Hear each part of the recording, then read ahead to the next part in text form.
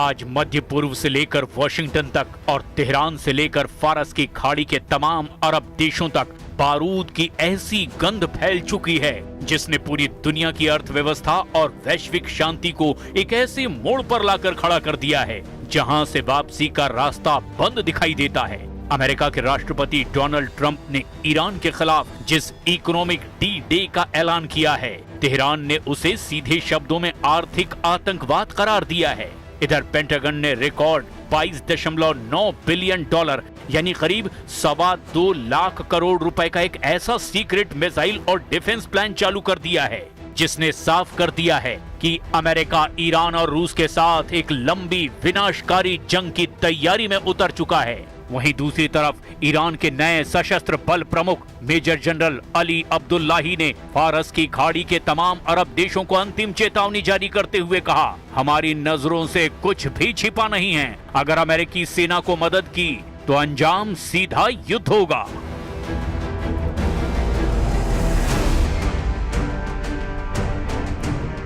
अमेरिकी प्रशासन का दावा है कि नई आर्थिक घेराबंदी से ईरान की रीढ़ तोड़ दी गई है।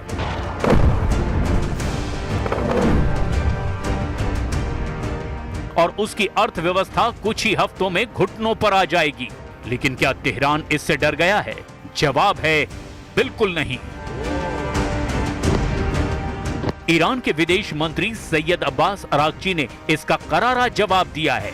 अरागची ने न्यूयॉर्क टाइम्स और रॉयटर्स के अंतर्राष्ट्रीय रिपोर्ट्स का हवाला देते हुए ट्रंप प्रशासन को आईना दिखाया है।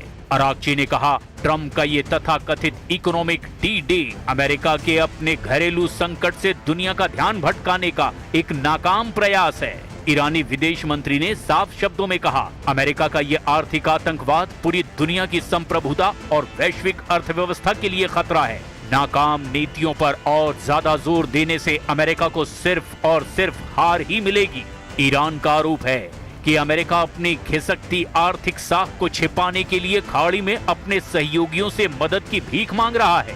अरागची ने याद दिलाया कि अमेरिका का सरकारी कर्ज पहली बार इतिहास में 40 ट्रिलियन डॉलर के पार पहुंच चुका है। अमेरिका की हालत यह है कि उसका सालाना कर्ज का ब्याज भुगतान अब उसके विशालकाय रक्षा बजट से भी ज्यादा हो चुका है। ईरान युद्ध को लगभग 175 दिन होने वाले हैं। 5 महीनों से ज्यादा की जंग में इस वक्त ट्रंप बुरी तरह से फंस गए हैं। एक तरफ हॉर्मुज पर ईरानी गदर है तो वहीं दूसरी तरफ अमेरिका के बेहद महंगे और एडवांस MQ-9 ड्रोन को ईरानी सेना और हूथी लड़ाके कीट पतंगों की तरह हवा में मार रहे हैं। लंबी जंग से कराह रहे अमेरिकी सैनिक आपस में ही एक दूसरे पर खूनी हमले कर रहे हैं और खुदकुशी तक कर रहे हैं। ईरानी मीडिया तंजीम न्यूज और मेहर न्यूज ने दावा किया कि अमेरिका का विमान वाहक युद्धपोत USS अब्राहम लिंकन जंग के मैदान से भाग रहा है क्योंकि उस पर मौजूद 5000 अमेरिकी नौसैनिक भारी तनाव और डिप्रेशन का शिकार हो चुके हैं। फारस की खाड़ी और हॉर्मुज में इस वक्त 21वीं सदी का सबसे भीषण सैन्य दलदल बन चुका है। कूटनीतिक गलियारों में एक ही चर्चा है, हॉर्मुज के ट्रैप में डोनाल्ड ट्रंप का प्रशासन पूरी तरह से उलझ गया है।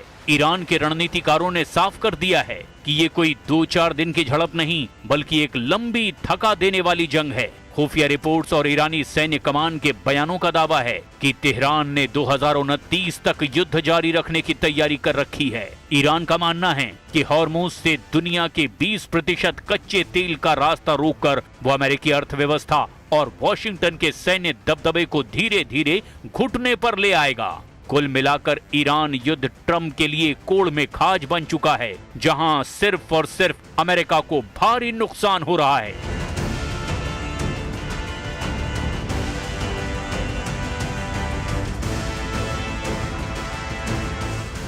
ईरान युद्ध अब हॉर्मुज की सरहदों तक सीमित नहीं रहा है, बल्कि हॉर्मुज अब ईरान युद्ध में हार जीत का हॉट पॉइंट बन चुका है। पूरा पश्चिम एशिया इस वक्त युद्ध से पैदा हुए हालात को देखते हुए ईरान के खिलाफ डबल मोर्चा बनाने में जुटा है। पश्चिम एशिया में मौजूद अमेरिका के 8 मुख्य मिलिट्री बेस ईरान के हमलों और भीषण खतरों के बीच जंग करने को मजबूर हैं। एक तरफ फारस की खाड़ी में अमेरिकी युद्धपोत और ईरानी मिसाइलें आमने सामने हैं, तो दूसरी तरफ वॉशिंगटन और तेहरान के बीच बयानों का युद्ध अपने सबसे खतरनाक स्तर पर पहुंच चुका है। अमेरिकी राष्ट्रपति डोनाल्ड ट्रंप ने सोशल मीडिया पर दावा किया कि स्ट्रेट ऑफ हॉर्मुज पर अमेरिका का पूर्ण नियंत्रण हो चुका है, लेकिन ट्रंप के इन दावों की हवा खुद अमेरिकी अधिकारियों और अमेरिकी मीडिया ने निकाल कर रख दी है। फारस की खाड़ी में चल रहा युद्ध अब उस मोड़ पर पहुंच चुका है जहां दुनिया की सबसे बड़ी सैन्य महाशक्ति अमेरिका को एक ऐसा झटका लगा है जिसकी कल्पना पेंटागन के रणनीतिकारों को भी नहीं थी।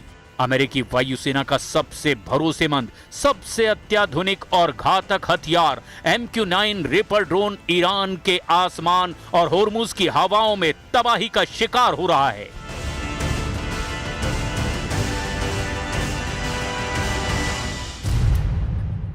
वॉशिंगटन पोस्ट की एक सनसनीखेज रिपोर्ट के मुताबिक ईरान के साथ जारी इस जंग में अमेरिकी सेना ने अब तक अपने कुल MQ-9 रिपर ड्रोन बेड़े का लगभग 1/4 हिस्सा यानी 25% गंवा दिया है।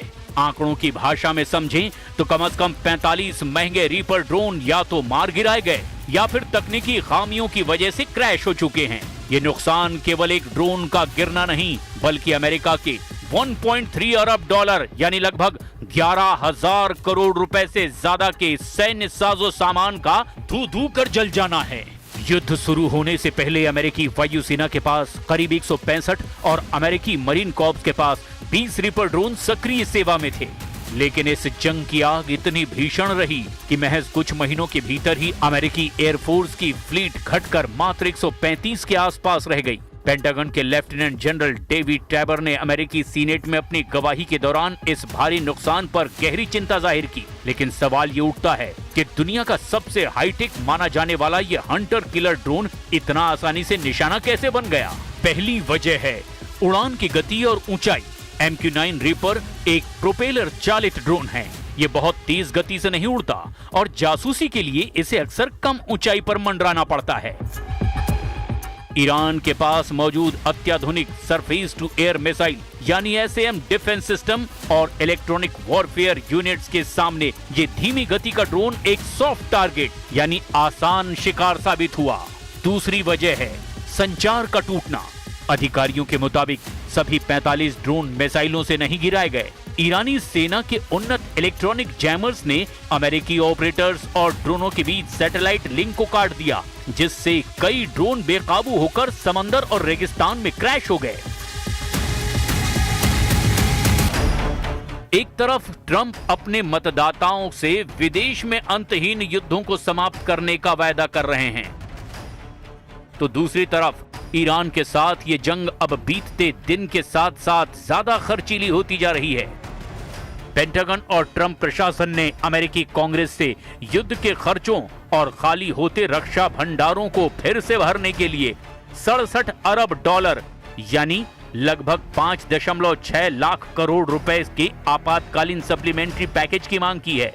अमेरिकी रक्षा मंत्री पीट हेग्सेथ के मुताबिक केवल सितंबर के अंत तक ही इस युद्ध की लागत 37.5 अरब डॉलर तक पहुंच जाएगी और इसमें ईरानी हमलों में क्षतिग्रस्त हुए अमेरिकी सैन्य ठिकानों की मरम्मत का खर्च शामिल नहीं है।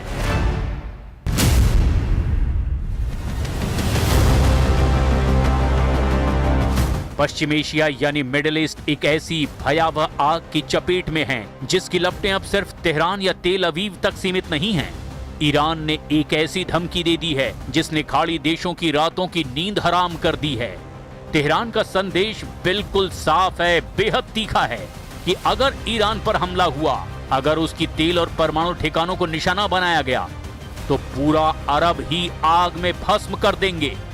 गल्फ कंट्रीज यानी सऊदी अरब, संयुक्त अरब अमीरात यानी UAE, कतर और कुवैत, इन सभी देशों के ऊर्जा केंद्रों पर ईरान की मिसाइलों की सीधी नोक है। दुनिया के सबसे बड़े तेल और गैस ढांचों को तबाह करने की चेतावनी दी जा चुकी है।